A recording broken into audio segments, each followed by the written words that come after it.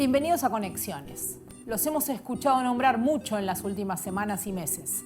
Hoy vamos a hablar de esos seres mitológicos que se alimentan de hacer sentir mal a otros en las redes sociales y otros entornos de Internet. Hoy vamos a hablar de la Internet de los trolls.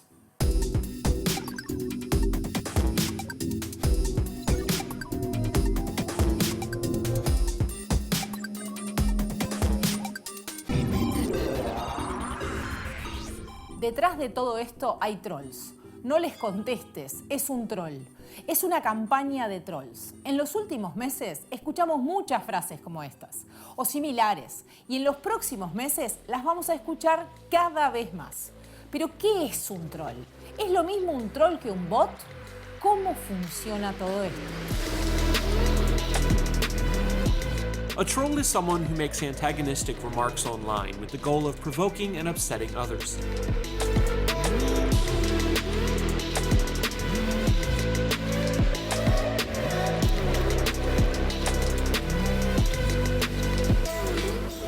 Cuando detrás de las pantallas y los chats operan máquinas de desinformación y odio, la política es a otro precio. ¡No me meto acá para guiar corderos! ¡Poder constituyente! Cuando navegamos por las redes sociales, salas de chat, comunidades en línea y otras plataformas, muchas veces nos encontramos con personas que antagonizan o provocan a otros para obtener una respuesta emocional. En la mayoría de los casos, negativa. A esos seres que se alimentan de la energía negativa de Internet se les llama trolls. Hay dos teorías sobre el origen del término. Para unos es el ser mitológico escandinavo y para otros refiere a una técnica específica de pesca en la que el pescador mueve la caña hasta engañar al pez. The term trolling originally referred to a fishing technique where multiple lines with bait are trailed behind a boat to attract and catch fish. With online trolling, there's still bait involved, but instead of catching fish, the goal is to catch you. A troll is someone who makes antagonistic remarks online with the goal of provoking and upsetting others. Sometimes it can be lighthearted, and other times it can be downright mean. No matter where it falls on the spectrum, you can think of the troll as the person who's dangling the bait. And we're the fish that too often bite.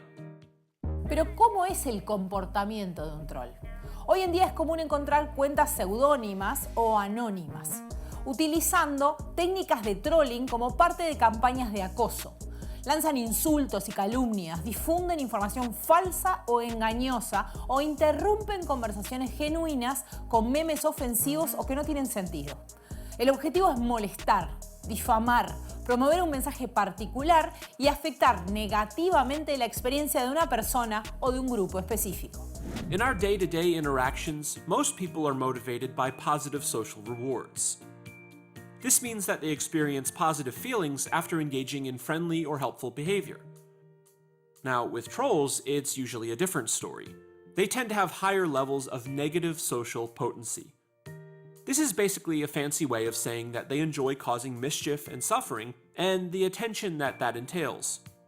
Hurling insults or starting arguments and watching others get riled up from this gives them satisfaction. And the internet has become the perfect place to do this. En este punto tenemos que hacer una parada técnica para entender lo que viene y hablar de la historia del uso del término troll. Para eso tenemos que volver a un lugar al que visitamos varias veces en Conexiones, los foros de Internet. A principios de los 90, el término trolling se utilizaba para definir el comportamiento de usuarios que se burlaban de los recién llegados. Surgieron comunidades en línea como Usenet y después florecieron 4chan y otros foros donde el trolling era parte del comportamiento esperado. Cuando se masificaron las redes sociales, algunos usuarios ya venían familiarizados con el comportamiento de los trolls en línea. Pero muchos no lo estaban y tuvieron su primera experiencia con esta subcultura. Bueno, para explicar un poco mejor cómo es esto de que los trolls en algún momento fueron algo bueno o hacían cosas buenas, es que inauguramos una nueva sección de Conexiones y para eso trajimos a Joaquín Moreira, productor del programa, que me va a ayudar a explicar cosas que yo no entiendo del todo tampoco. Bueno, vamos a tratar por lo Intentémoslo. menos. Intentémoslo. Bueno, en primer lugar, hay algo que está bueno para decir, ¿no? Y es que los trolls existen hace muchos años, al menos desde los primeros BBS. que eran algo incluso previo a la web, que eran como si fuesen unos foros, pero en que en realidad vos te instalabas tu servidor en tu casa y la gente se conectaba a tu servidor, no tenía que conectarse a una página web ni nada. Y bueno, y a partir de eso ya había empezado a haber algo así como trolls, que inicialmente en realidad no necesariamente eran los que venían a joder a los demás. No arruinaban todo Claro, necesariamente. sino que en realidad un poco el objetivo era también un poco mover los foros, que pasen cosas. Cuando un foro no pasaba nada, venía alguien y decía cosas un poco, digamos... Extremas. Extremas exactamente para generar eso. Luego ya el troll de manera más, digamos, violenta e intrusiva, capaz que empieza a principios de los 90, ya posiblemente en Usenet, ¿no? Un ejemplo interesante ahí se da en Usenet, que también era algo parecido, también era algo que se conectaba por internet, no por la web, en el cual también los usuarios se conectaban e interactuaban entre ellos, y bueno, y alguna gente empezó ya ahora sí ya con un poco más de cierto sentido antisocial. No necesariamente eran unos tipos que querían ir a arruinarle la vida a los demás, pero sí podíamos decir que tenían cierto espíritu un poco antisocial. Después ya en los 2000, el trolling ya era una cosa y empiezan a congregarse en algunos lugares. Me vas a mostrar. Exactamente. Algo de lo que hablamos en un montón de conexiones. Bueno, varias veces hemos hablado de 4chan y esto es 4chan. Está bueno acá entrar, cuando entran a 4chan está bueno ponerse primero o un adblocker, por ejemplo, es una buena idea porque estos sitios se financian con publicidad y no hacen publicidad las mismas empresas que hacen publicidad. Son las empresas que no pueden hacer publicidad en los otros sitios. Exactamente, entonces pueden encontrar publicidad de pornografía, también pueden encontrar publicidad de otras cosas, pueden encontrar publicidad de cualquier cosa, pero pueden encontrar publicidad de pornografía. Esto tampoco significa que no vayan a ver pornografía acá, porque de hecho también pueden ver pornografía. Hay toda una línea entera de contenido. Exactamente, explícitamente. Y después tenemos un montón de otros foros que no tienen regulación, o sea, no están moderados. Y por ende puede haber también cosas complicadas. Exactamente. Entonces, eso es un primer punto. Nosotros, al que vamos a entrar es, bueno, cuando se funda 4chan, se crea con 2 tablones. Acá ven que hay un montón de otros tablones. 4chan ahora vamos a ver más o menos cómo es.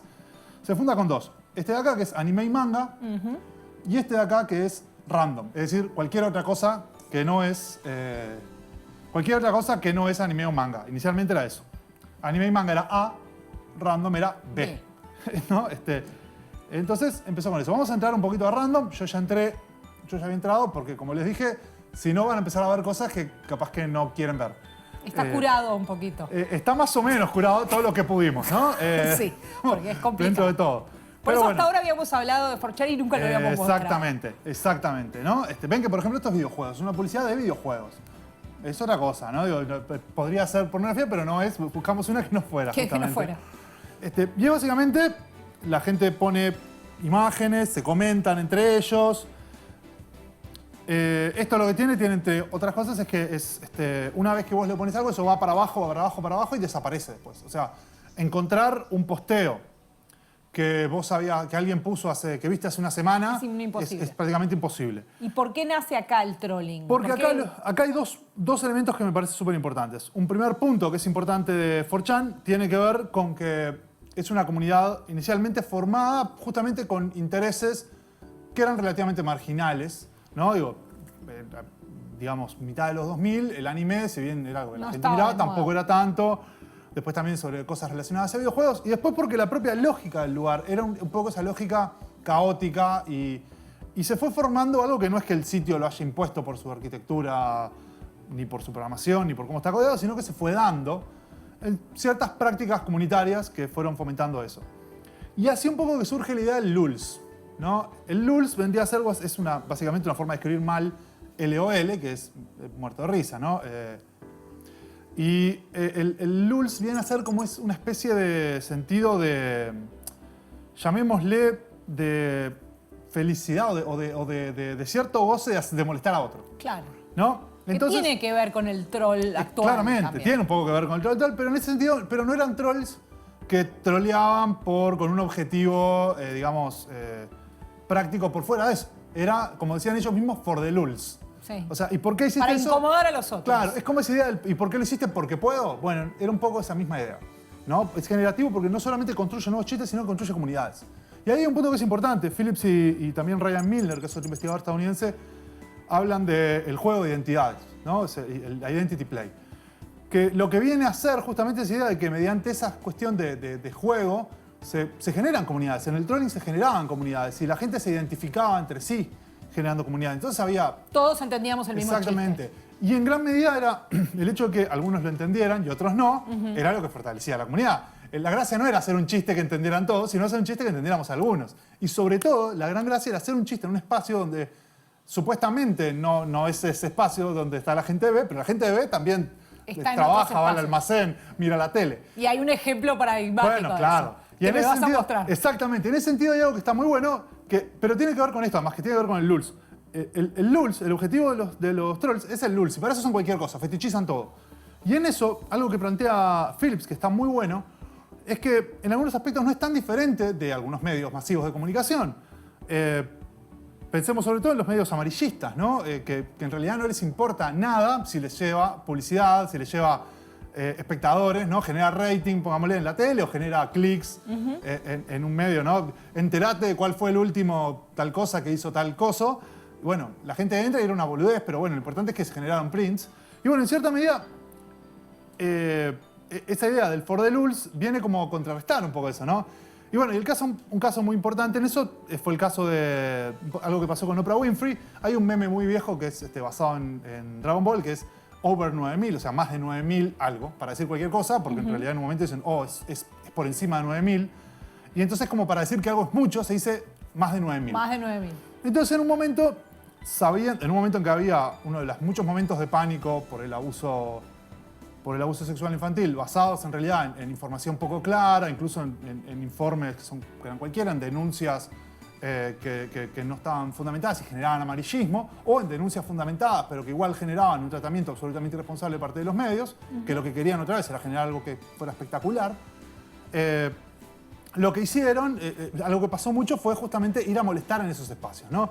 Y uno de los espacios más importantes fue el foro del programa de Oprah Winfrey, una de las celebridades más importantes de Estados Unidos, en el cual alguien fue y puso en el foro que era parte de una red de pedófilos, y bueno, y puso un mensaje, sabiendo que si era un mensaje que generaba mucho shock, Oprah Winfrey lo iba a ver. Y bueno, y entonces lo que hicieron fue ponerlo, y Oprah Winfrey no solo lo leyó, sino que después que lo leyó, en B, todo el mundo dijo, Oprah Winfrey estaba diciendo esto. Entonces, en ese sentido, se dio esa identificación. Y bueno, vamos a ver ese fragmentito de Oprah Winfrey para que vean efectivamente lo que lograron los trolls que se haga en uno de los espacios más vistos de la televisión estadounidense. Let me read you something that was posted on our message boards from someone who claims to be a member of a known pedophile network. It said this: he doesn't forgive, he does not forget, his group has over 9,000 penises, and they're all raping children. Pero el trolling ha evolucionado para convertirse en una parte de operaciones de información y estrategias militares.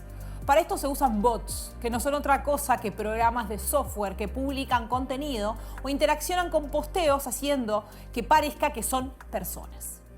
Básicamente en Twitter podemos encontrar, digamos, una fauna que la podemos clasificar en muchos tipos de cuentas. Se pueden clasificar en cuentas bots, en cuentas marionetas o soft puppets, en cuentas orgánicas, y también tenemos como, digamos, a las cuentas cyber.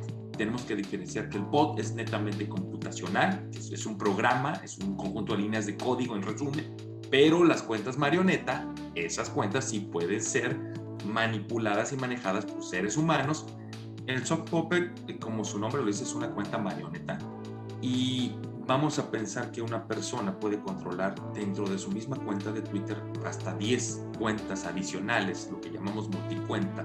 Entonces esa misma persona va a generar 10 perfiles diferentes, por así decirlo, y con esos 10 perfiles va a atacar, va a amplificar, va a incluso a generar conversaciones entre él mismo para hacer de cuenta que son un conjunto de un colectivo de personas, cuando en realidad es una sola persona manejando muchas cuentas. Es que detrás del trolling o troleo también hay un negocio de miles y miles de dólares en el que muchos compran y otros venden campañas para hacer parecer que miles de personas están hablando sobre algo, cuando en realidad no es tan así. Aunque hasta ahora entendimos que no todos los trolls son iguales o tienen las mismas intenciones, en general podemos hablar de que tienen algunos comportamientos que se repiten y que en general buscan aumentar su alcance, o sea, la cantidad de gente que ve lo que están haciendo. Estos son los 8 tipos más comunes de comportamiento de estos trolls. Utilizan plataformas sociales para difundir sus mensajes mediante cuentas múltiples o bots automatizados para amplificar su contenido. Monitorean hashtags populares o crean los propios para difundir desinformación o acosar a individuos específicos. A menudo utilizan un lenguaje cargado de emociones y contenido provocativo para generar reacciones fuertes en los usuarios. Crean una ilusión de un apoyo popular genuino para una causa, idea o narrativa particular, coordinando un gran número de cuentas falsas. Pueden dirigirse a celebridades, políticos o individuos destacados e influyentes para capitalizar sus seguidores y obtener más atención. Utilizan memes humorísticos o provocativos para difundir desinformación o contenido ofensivo. Pueden utilizar tecnología avanzada para crear videos, imágenes o grabaciones de audio falsos para difundir desinformación, desacreditar a individuos o alimentar teorías conspirativas. A menudo aprovechan las divisiones sociales, como diferencias políticas, religiosas o culturales, para amplificar la discordia y polarizar las discusiones en línea. Bueno, para entender un poco qué fácil puede ser comprar seguidores en redes sociales o comprar bots que hagan cosas, como decíamos hoy, que pueden poner me gusta, publicaciones o lo que fuera, vamos a abrir Google.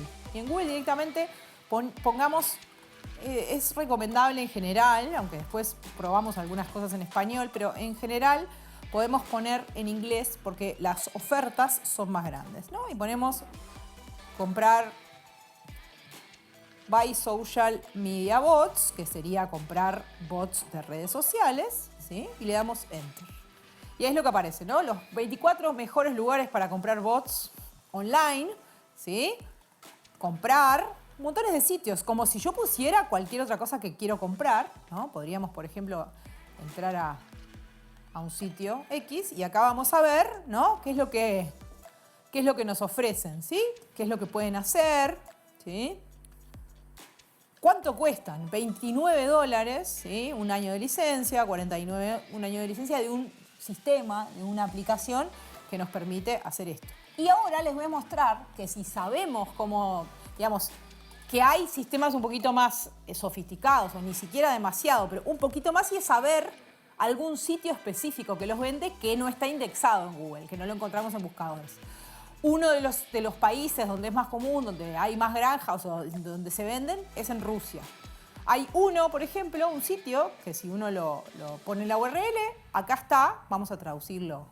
Podríamos traducirlo al español, ¿sí? Podemos poner la versión en inglés, por ejemplo, ¿sí? Acá tenemos la versión en inglés, incluso la podemos con el propio buscador traducirla al español, ¿sí? Y entonces lo que podemos ver, acá lo vemos en español, es podemos comprar mails, ¿sí? Estos son mails.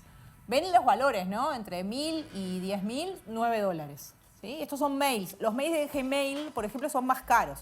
¿Por qué es importante comprar mails? Porque con un mail yo puedo crear cuentas de usuarios. Cuanto mejor es el mail, más creíble es y más fácil. Yo puedo comprar entre 1.000 y 10.000 por 950, ¿sí? Y podemos ver mails de Yahoo, cuentas de Outlook, montones de LinkedIn. Acá vemos, por ejemplo, bots en Twitter, Pinterest, ¿sí? YouTube, lo que quieran se vende acá. Y esto, nada, básicamente buscando en Google. Sí hay, si uno tiene más conocimiento, sitios específicos en, por ejemplo, sitios que no están indexados. Y de esta manera uno podría eventualmente, ni hablemos de gente que se dedica específicamente a esto y los desarrolla, pero uno podría comprar seguidores específicamente para una cuenta, para que interactúen y parezca que uno tiene más interacciones o más seguidores o más me gusta de lo que en realidad tiene. Pero tener este nivel de sofisticación, planificación y muchas veces presupuesto no significa que no pueda salir mal. Uno de los casos más recordados en esta región del mundo fue durante la campaña por las elecciones en Argentina de 2019. En los últimos días de campaña se buscó instalar el hashtag Yo voto a MM a favor del expresidente argentino Mauricio Macri. Sin embargo, la aparición de cuentas con nombres extraños que tuiteaban frases como caricia significativa o satisface a Mauricio dejaron al descubierto el uso de bots. El comando de Macri hasta hoy niega haberlos usado. En los días previos a las elecciones PASO de 2020, gran cantidad de cuentas de Twitter sospechosas hicieron publicaciones favorables al entonces presidente Mauricio Macri.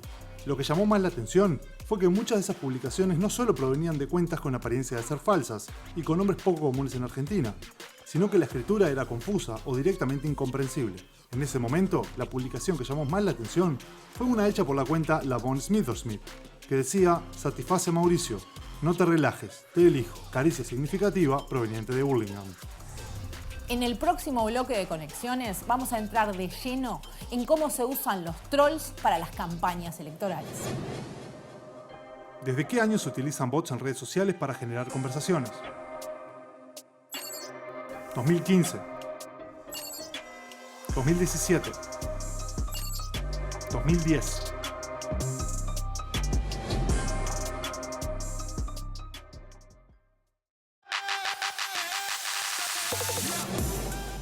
¿Desde qué año se utilizan bots en redes sociales para generar conversaciones? 2010. Según una investigación de la Universidad de Oxford, al menos desde 2010 se hacen operaciones online con cuentas falsas automáticas en redes con el fin de implantar un tema o contrariar a otro. Este estudio informa que hasta 2017 se había encontrado este tipo de actividad en 28 países, entre ellos Argentina, España y Estados Unidos. Bienvenidos de vuelta a Conexiones, espero que hayan podido responder la pregunta que les propusimos. Muchas veces hemos escuchado la palabra troll asociada a momentos de una campaña electoral en el mundo y ahora también en Uruguay. Pero para entender esto, primero tenemos que entender cómo se usan nuestros datos en redes sociales durante una campaña. Nicolás Schmidt, investigador de la Unidad de Métodos y Acceso a Datos de la Facultad de Ciencias Sociales, nos lo explica. Es decir, cómo poder utilizar estos datos para direccionar, guiar o interferir en una campaña electoral pueden ser de múltiples maneras. Acá aparece esta idea de los trolls, de las fake news y cómo los políticos, candidatos o personas interesadas en política intentan de alguna manera marcar su opinión en las redes. Esto es un problema, ¿sí? Es un problema, pero ¿por qué es un problema? Porque en general uno en las redes sociales siempre es mayoría, ¿sí? Es decir, uno básicamente tiene comunidades en las cuales interactúa con gente que es muy parecida a uno y busca parecerse a los que se parecen a uno. Esto tiene una virtud, por supuesto, de que uno perfecciona sus preferencias, o sea, porque interactúa todo el tiempo y valida todo el tiempo sus preferencias, pero tiene un defecto en el sentido de que se polariza. Volvamos a los trolls. ¿En qué medida el uso de trolls y de desinformación impactan los votantes? ¿De verdad hay gente a la que se le puede hacer cambiar el voto a partir de este tipo de campañas en redes sociales? El tema de cómo las redes sociales pueden interferir en campañas es mucho más complejo. ¿Por qué? Porque nos metemos con un asunto que es en qué medida intervenir en las redes sociales con mensajes, con pauta direccionada, con noticias falsas, son capaces de cambiar las preferencias de las personas, ¿sí? Y ahí hay una agenda que está abierta todavía y que no tenemos. Tenemos algunas respuestas experimentales de qué tipo de sensaciones y sentimientos generan las personas, distintos tipos de mensajes, cómo es el encuadre de esos mensajes, pero lo cierto es que no sabemos cómo es la cadena causal completa. Es decir, si yo intento manipular a los individuos mediante mensajes, cómo eso va a terminar cambiando las preferencias de los individuos y que esa preferencia que los individuos cambian efectivamente termina al final del camino modificando su comportamiento electoral. Esa cadena causal es bastante larga y no es evidente, porque además depende de otras variables, ¿sí? Que depende de variables que son externas a las redes sociales, como puede ser en qué medida los sistemas de partidos, los sistemas electorales están fuertemente institucionalizados y tienen margen para que la volatilidad sea un fenómeno evidente. Y cuando digo volatilidad, que es un término de la ciencia política particular, es el cambio de preferencias que tenemos entre una elección y la otra, ¿sí? Entonces, uno podría pensar de que si efectivamente es posible interferir en las redes sociales para modificar las preferencias de las personas, deberíamos esperar en las próximas elecciones niveles de volatilidad no necesariamente altos, sí, pero al menos poco evidentes a lo que estamos acostumbrados en sistemas como, por ejemplo, el uruguayo. Y nosotros podríamos pensarlo en la elección pasada, con respecto a lo que pasó en la volatilidad con la aparición de nuevos partidos, y eso no necesariamente es evidente de que usando las redes sociales los partidos políticos, ¿sí? Habiendo trolls, habiendo fake news, habiendo interferencia en las campañas, en el uso de las redes sociales, de todas las redes sociales, lo que vemos son los perfiles de votantes que modificaron su voto, no son perfiles que machean perfectos con usuarios cautivos de ese tipo de mensajes direccionados. En el último tiempo, mucho se ha hablado del uso de datos para direccionar y segmentar las campañas electorales. Pero ¿qué uso efectivamente se les da a estas herramientas en las campañas electorales uruguayas? Hay mucha desinformación sobre cómo utilizar estas redes y creo que hay mucha subvaloración sobre cómo utilizar otra información. Además de eso, es bien importante que cada campaña, y sobre todo particularmente en Uruguay, que tenemos un ciclo electoral bien largo y hay como 3 o 4 elecciones en todo el ciclo, cada elección tiene como su impronta, y esa impronta determina también la manera en la cual uno tiene que usar la información. Por poner un ejemplo, las elecciones internas tienen una particularidad en la cual los políticos tienen que desarrollar una estrategia de campaña que caduca necesariamente el día después de la elección y que es bien distinta a lo que va a seguir de cara a octubre. Lo mismo sucede una vez que termina la elección de octubre. Si efectivamente hay una segunda vuelta, hay que desplegar una campaña bien distinta. Y ahí los usos de la tecnología y de la información son bien distintos que uno puede hacer, ¿sí? Entonces, para ahí es necesario que tanto la política en Uruguay, que básicamente la mayoría de los agentes tienen poca capacidad analítica en el sentido de gente haciendo analítica de datos en sus propias estructuras, es un problema. Es un problema que todavía no está resuelto, ¿sí? Y creo que falta todavía camino por andar para sacar jugo y poder maximizar los costos. Porque una cosa no menor es el uso adecuado de la información en contextos restrictivos es una ganancia exponencial. Es decir, yo puedo utilizar la información de una manera bien adecuada y poder direccionar y segmentar los públicos dado los costos que yo tengo. Estas campañas en entornos digitales pueden ser llevadas adelante por expertos en comunicación política que asesoran a candidatos y partidos. Pero también el desarrollo de estas herramientas ha potenciado la existencia de un grupo de consultores que prometen conseguir manipular a los votantes a su antojo, muchas veces usando tácticas muy alejadas de la verdad. En 2023, un grupo de periodistas y medios de Argentina, Bolivia, Brasil, Chile, Colombia, Costa Rica, España, Estados Unidos, Guatemala, Honduras, México, Nicaragua, Paraguay, Perú, Venezuela y Uruguay decidieron investigar y exponer a estos mercenarios digitales. No son famosos, pero sí muy influyentes y operan sin fronteras. Repiten hasta el cansancio que la clave del éxito está en rodear a sus clientes con un staff rigurosamente seleccionado para no descuidar ningún detalle.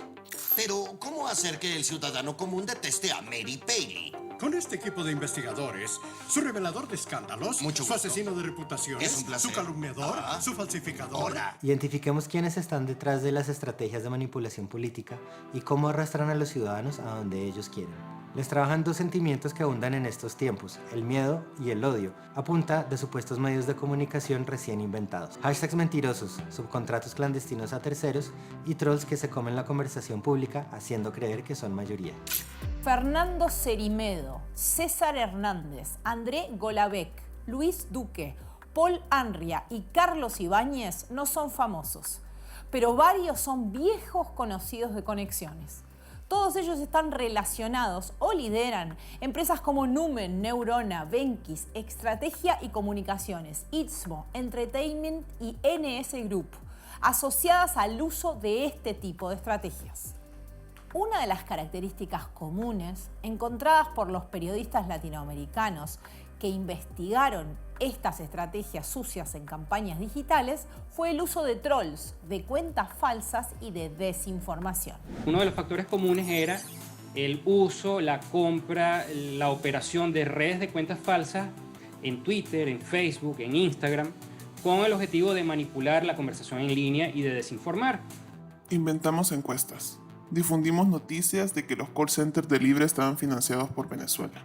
No era información verídica, pero generaba eco en la sociedad hondureña. Para hablar específicamente sobre estos mercenarios digitales que trabajan en Latinoamérica, estamos con Javier Revetria y Leandro Fernández, periodistas que trabajaron desde Uruguay en ese trabajo conjunto. ¿Cómo están? Un gusto, Ana Laura, muy bien por acá. Bueno, cuéntenme un poco, ¿cómo fue este proceso de trabajo en mercenarios digitales? ¿Ustedes trabajaron desde la diaria para ese proyecto? Sí, exactamente. Bueno, Mercenarios Digitales es una investigación conjunta entre distintos medios regionales de Latinoamérica que se encargó de investigar a asesores políticos que operan en la región. Bueno, el proceso de la investigación, como comentaba, fue conjunto con otros medios de Latinoamérica y conllevó trabajar teniendo en cuenta que esas personas operaban en distintos países. Pero a veces que se mueven, ¿no? Claro, que venden claro. servicios a varios países diferentes. Exactamente, y por lo tanto es importante tener ese trabajo conjunto porque para esos modelos se replican en distintos lugares. Entonces, a la hora de investigarlos y saber qué se hizo en distintos países que son vecinos, poder estar preparado uno como periodista para saber bien a qué es lo que se enfrenta, ¿no? Cuando empiezan a aparecer este tipo de herramientas digitales.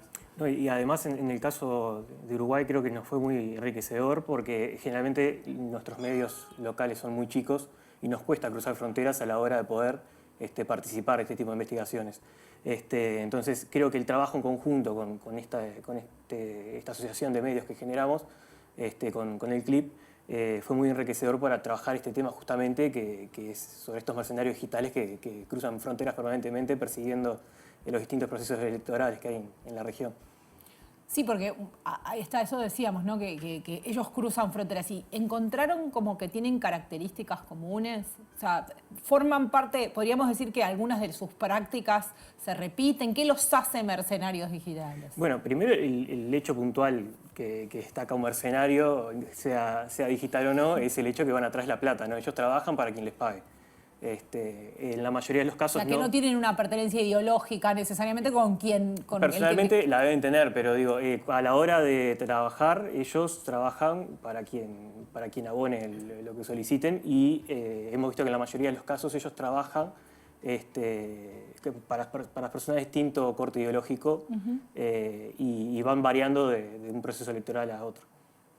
¿Y qué usan? ¿Qué tipo de técnicas utilizan en redes? ¿Qué utilizan desinformación, supongo, cuentas falsas? ¿Qué tipo de prácticas pudieron detectar tanto ustedes como en la investigación globalmente? Y bueno, en la investigación se habla de trolls, de bots, de aplicaciones, todo ese tipo de cosas que se pueden encontrar por la red y siempre tiene que ver con la desinformación, ¿no? O sea, no es simplemente como para amplificar un mensaje, que eso, bueno, es una técnica que se puede utilizar siempre y cuando no involucre la desinformación, que es como la parte negativa y que hace que todas estas personas tengan ese vínculo, ¿no? Con la política a la hora de desinformar. No, además la metodología fue variando en los últimos años conforme fueron avanzando las distintas tecnologías, ¿no? Nosotros, por ejemplo, arrancamos con anécdotas que se remontan a los años 2008-2009, cuando estaba arrancando la primera red social, que en ese momento era Facebook. Y a medida que fueron surgiendo las nuevas redes sociales, Twitter, Instagram, Snapchat, ahora TikTok en los últimos años, ellos fueron mutando la forma de trabajar y lo que le permitía, por ejemplo, las propias políticas de cada red social que también fueron variando. Que el acceso a la información que se vertía en esas aplicaciones fue variando con el correr de los años. En un comienzo, estaba muy aceitado todo lo que era la generación de cuentas falsas y de una forma muy rudimentaria. ¿Por qué? Porque estaba toda esta conversación por los años 2012-2013 de estas incubadoras de bots y de trolls que funcionaban de una forma muy similar a un call center, ¿no? Eran usuarios, eran personas de carne y hueso con varios dispositivos móviles a la vez o con una misma cuenta, con un mismo dispositivo y varias cuentas a la vez, que eran operados por un humano. Luego, con el correr de los años, fueron automatizando cada vez más ese procedimiento, hasta que ahora, por ejemplo, nos encontramos justo cuando esta investigación fue el año pasado, entre marzo y agosto aproximadamente, fue cuando apareció la inteligencia artificial como un tema sobre la mesa. y todavía no habíamos podido ver en ese entonces las posibilidades o en este caso los peligros que podía implicar el uso de la inteligencia artificial para generar este tipo de fenómenos. Entonces, por eso decimos que con el correr de los años fue variando la forma de difundir estas... Porque además también, digamos, los periodistas y el público en general incluso empieza también a desarrollar algunas herramientas de detección, ¿no? O sea, Claro. empieza como a darse cuenta. Pero después se sofistica el sistema, ¿no? Al principio, o todavía se usa decirlo, pero en realidad ya no hay más estas cuentas que tenían un montón de números o que no tenían foto de perfil o un montón de otras cosas que en realidad, en el caso de las cuentas específicamente falsas, ha ido evolucionando, ¿no? Claro, no, y además creo que cuando arrancaron las redes sociales se hablaba mucho de lo que era el nativo digital, ¿no? Entonces se hacía un corte, se hacía una distinción por corte etario de, bueno, los que habíamos nacido con las redes sociales, los elementos informáticos, y aquellas personas mayores que de repente no estaban consustanciadas con la herramienta y le aplicaban a las redes sociales la misma confianza que se le aplicaba a un medio tradicional. Entonces absorbían de distinta manera la información. Yo creo que con el correr de los últimos años el tema de tener una educación mayor a la hora de poder detectar noticias falsas y detectar aquellas cuentas, ¿no? con las cuales interactuamos y nos puede sonar un poco a que puede ser una cuenta apócrifa, falsa o que forma parte de una red más grande. Creo que tenemos como más suspicacia a la hora de poder identificar ese tipo de fenómenos. Y sobre eso que comentabas, Ana Laura, de que se han generado mecanismos para poder contrarrestar esa desinformación, ellos también generan sus propios mecanismos para poder no ser detectados o como puede ser. Van evolucionando también. Si les bajan los trolls, los bots, lo que sea, subirlos de vuelta, disfrazarlos un poco para que no sea tan evidente. O sea, hay que tener en cuenta eso, que a medida que además van apareciendo nuevas opciones en cuanto a tecnología para poder facilitar hacer desinformación, también aparecen esas capacidades de reinventar los recursos que ya hay. También ahora nosotros estamos hablando, por ejemplo, de estas herramientas en el uso de la política, porque estamos ante un proceso eleccionario en puerta, pero creo que esto también estuvo siendo utilizado, por ejemplo, y creo que son los principales clientes por empresas. Empresas que venden productos. Claro, en el mundo empresarial, en el mundo del marketing, a la hora de levantar tu imagen como empresa o afectar a la competencia, también estuvo siendo utilizada esta herramienta. O, por ejemplo, todo lo que es el mercado de acciones, hacer y subir, bajar las acciones de una empresa mediante una campaña informativa. Y yo, como titular de esa empresa, poder actuar en consecuencia, ¿no? O sea, se habla mucho de lo que hace, por ejemplo, Elon Musk, ahora dueño de ex Twitter, lo que hacía, por ejemplo, con las acciones de los criptos. Claro, de los criptos y, por ejemplo, de Tesla y SpaceX y de todas las empresas que él maneja, de cómo él mismo compra y vende las acciones en función de las campañas informativas que él genera a través de sus redes sociales, ¿no? Y creo que esto también se usa y es un fenómeno que no prestamos tanto atención y creo que es en general el más redituable para este tipo de mercenarios que trabajan en el área. De hecho, y se los engancho ahí, el capítulo uruguayo tiene mucho que ver con un personaje que en realidad fue bastante célebre por su vínculo.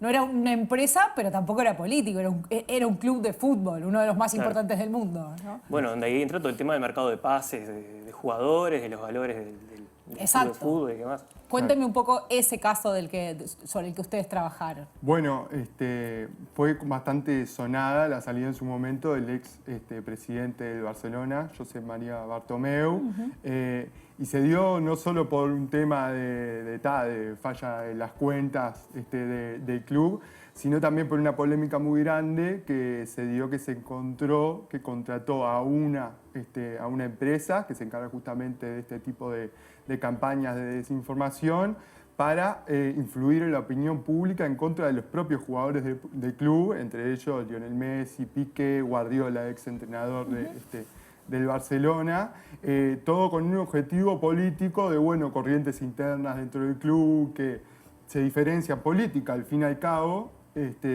Y bueno, se contrató a esta empresa que es de un uruguayo. Que es de un uruguayo, exactamente, Carlos Ibáñez es su nombre. Y ese fue como el primer gran episodio de Carlos Ibáñez. Yo recuerdo que cuando me enteré de esa noticia, por ese momento yo no tenía ni idea quién era Carlos Ibáñez, me pareció muy curioso también, porque era quién es el uruguayo que está detrás de la campaña de Barcelona, porque era una noticia de alcance mundial y que tuvo como consecuencia, bueno, la salida de muchos jugadores, entre ellos Messi, ¿no? Que se distanció totalmente de su relación con el club. Pero saber que en ese caso la función de la empresa de Ibáñez fue justamente a través de herramientas digitales de desinformación apuntar contra los propios jugadores del club.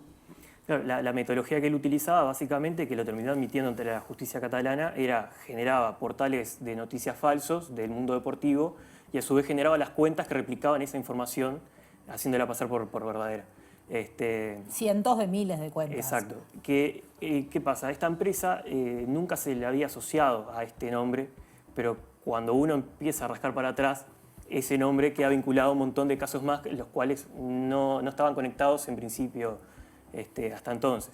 De hecho, esa empresa se llamó Silencio después de ese episodio durante bastante tiempo y hace poco resurgió haciendo análisis de comportamiento en redes en Uruguay, claro. por ejemplo. Él ya había estado haciendo, esa empresa ya había estado haciendo algún que otro análisis, pues estuvieron trabajando en la campaña de Paraguay también. Exacto. Pero ahora estuvieron sobre la mesa, luego del caso del informe que sacaron sobre la denuncia de Orsi por parte de Romina Celeste. Pero en anteriores años ellos habían trabajado en la campaña para Peña Nieto. En aquel entonces él estaba asociado a Gastón Douek, que es un empresario argentino también del rubro. Que le dicen el rey de los trolls. Que le dicen el rey de los trolls y que justamente él hizo estragos en las campañas argentinas, trabajando en lo que decíamos, trabajando para distintos signos políticos, trabajó tanto para el kirchnerismo como para el macrismo, y ahora también para la Libertad Avanza. O sea, digamos, va mutando en función de quién ponga el dinero. Y bueno, creo que su primera operativa, dicho por él en una contraentrevista, su primera gran operativa fue con el PRI en la campaña Peña Nieto en 2012. Y ahí es donde uno empieza a prestar atención, digamos, por ejemplo, lo que son las licitaciones públicas de esos gobiernos a la hora de otorgar los pagos para hacer este tipo de prácticas. Porque, por ejemplo, en general siempre hay un pago de una empresa pública asociado a un servicio de marketing que también es adjudicado a esta misma empresa.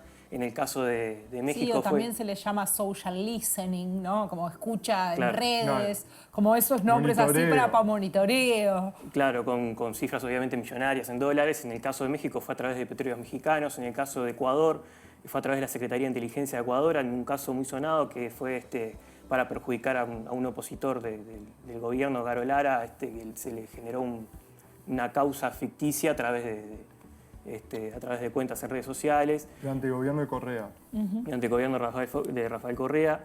Luego estuvo trabajando en Chile para la campaña de Piñera también. Entonces, digamos, uno puede ver que va saltando y va atrás de los ciclos electorales, en general, si hablamos estrictamente política. Y, digamos, en este trabajo que ustedes hicieron y conversaciones con colegas de todos estos países que participaron, porque una cosa que uno se pregunta es cómo se para este fenómeno. Y la sensación que deja muchas veces es que el sistema político no entiende mucho de esto y que corremos atrás en términos legislativos. ¿Ustedes vieron que en algunos países haya como otra evolución? Ahí me hago un apartado. Y no solo no lo entiende, sino que muchas veces lo promueve. Una de las notas de Mercenarios Digitales, que tiene que ver con la política de Brasil, llegó a la conclusión a través de un estudio que 1 de cada 5 desinformantes es un político. Y en ese caso en particular, la mitad de ese 1 en 5 son específicamente del partido de Bolsonaro. Entonces también hay, no solo Apostaría que en Uruguay la cifra no es muy distinta. Y bueno, hay que ver, acá hacer un estudio como ese. Pero hay que tener en cuenta eso, tipo, no solo es ponerle pienso, sino que esté la voluntad real de no participar en estas cosas. De no participar en este tipo de cosas. No solo teniendo en cuenta este caso, también la Vox, partido de ultraderecha de España, a través de su fundación Disenso, tiene toda una red creada de políticos de extrema derecha, de derecha común, que se coordinan para esparcir distintos mensajes y que muchas veces son de desinformación. Entonces, no creo que es solamente hay que verlo desde el punto de vista del pienso que hay que meterle, sino también de que haya voluntad y quién tiene que poner la voluntad, ¿no? Muchísimas gracias a los dos por habernos contado de esta investigación y con ustedes seguimos en Conexiones. ¿Cómo influyeron los bots y trolls rusos en las elecciones de Estados Unidos en 2016? Difundiendo información falsa. Promoviendo la transparencia electoral. Apoyando a los candidatos.